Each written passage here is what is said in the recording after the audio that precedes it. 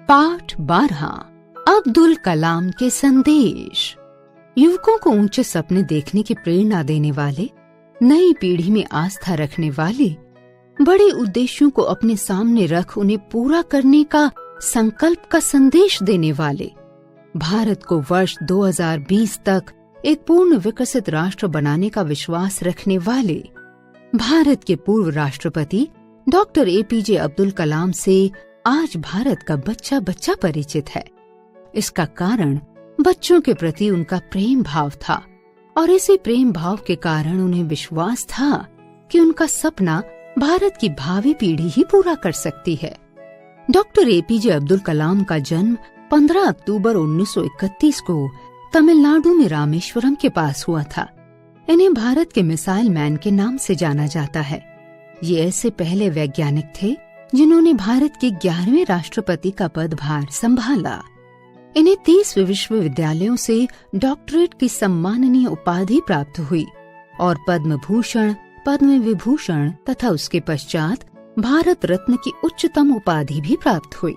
जनता से अपार स्नेह और सम्मान पाने वाले, जन साधारण के राष्ट्रपति कहलाने वाले डॉक्टर कलाम ऐसे व्यक्ति थे जिन्हें देश के युवाओं पर पूरा भरोसा था। इसलिए अपनी रचना युवाओं के गीत में उन्होंने नई पीढ़ी को संबोधित करते हुए कहा कि युवाओं को हमेशा बड़े उद्देश्य रखने चाहिए। वो युवा जो देश प्रेम की भावना से ओतप्रोत है तथा जिसका मस्तिष्क ज्ञान से भरा है, उसके लिए छोटा उद्देश्य रखना अपराध है।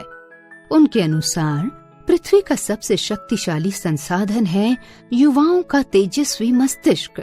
ऐसा संसाधन और कहीं नहीं है, न पृथ्वी में, न पृथ्वी के ऊपर और न ही पृथ्वी के अंदर।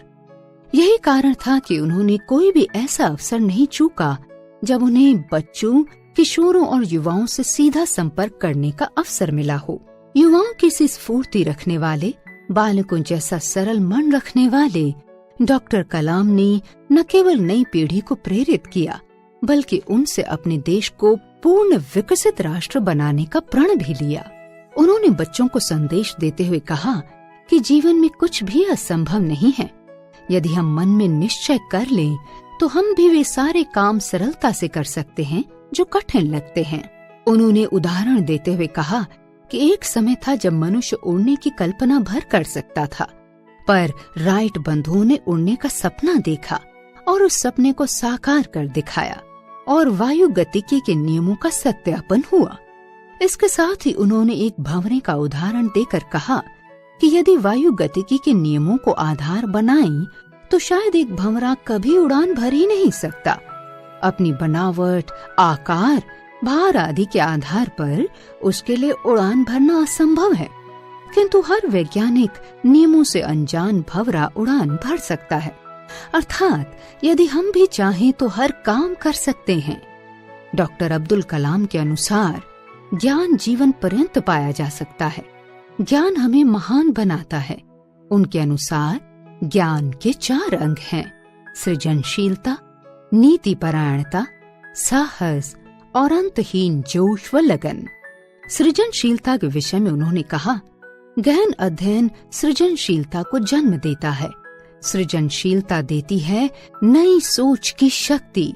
सोचने की शक्ति से पैदा होता है ज्ञान और ज्ञान बनाता है हमें महान व्यक्ति। नीतिपरायणता के संबंध में डॉक्टर अब्दुल कलाम ने कहा कि जहाँ नीतिपरायणता होती है वहाँ चरित्र सुंदर होता है। सुंदर चरित्र से घर में सद्भाव और समन्वय रहता है और जब घर में समन्वय होता है तो विश्व में शांति होती है। डॉक्टर कलाम ने ज्ञान के तीसरे अंग साहस को परिभाषित करके स्पष्ट किया कि हमारे भीतर अलग सोचने, अलग खोजने, अनजान राह पर चलने, असंभव को संभव करने, समस्याओं का हल ढूंढने और सफलता पाने का जोखिम उठाने का साहस होना चाहिए। ये सभी विलक्षणताएं एक युवा का गुण हैं।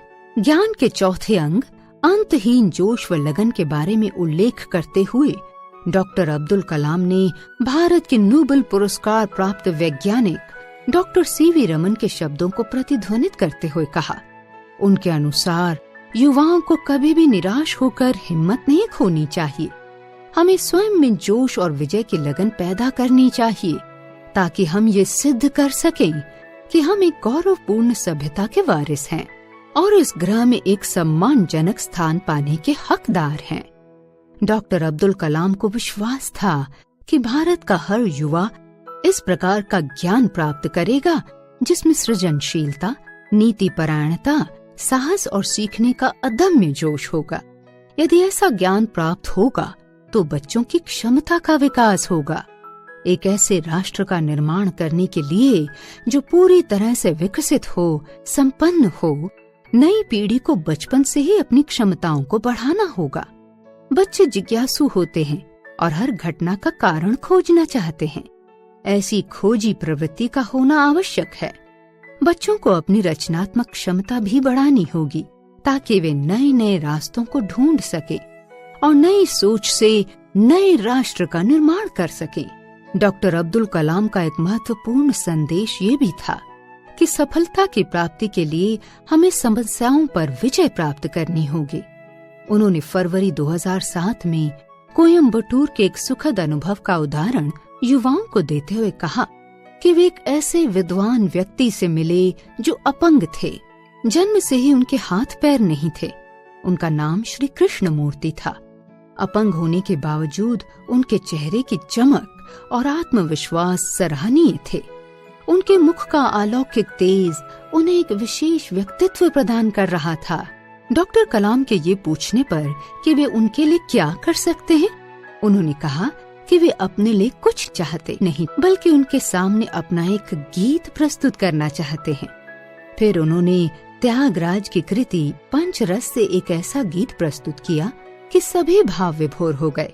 इस घटना के माध्यम से डॉक्टर अब्दुल कलाम ने जो संदेश दिया वो ये है कि जिस प्रकार उस व्यक्ति ने अपनी विशेष प्रतिभा को निखार कर अपनी शारीरिक अक्षमता तक को हरा दिया था, उसी तरह हमें अपनी असफलताओं, कठिनाइयों, अक्षमताओं पर विजय प्राप्त कर सफलता प्राप्त करनी होगी और अपनी प्रतिभा को पहचान कर उसे निखारना होगा।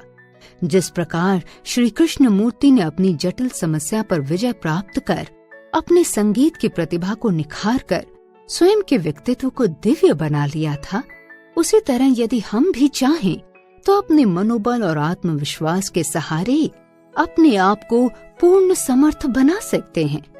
इसीलिए डॉक्टर कलाम कहते थे कि समस्या को हराकर सफलता पाना हर युवा का उद्देश्य होना चाहिए।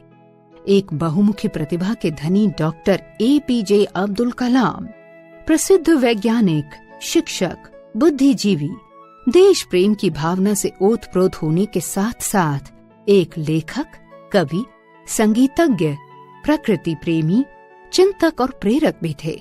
जो मूल मंत्र उन्होंने आज की नई पीढ़ी को दिया उसे उन्होंने स्वयं अपनाकर सत्यापित किया था। आने वाली पीढ़ी उनके सपनों को सत्य कर अवश्य ही भारत को पूर्ण विकसित राष्ट्र बनाने का बीड़ा उठाएगी।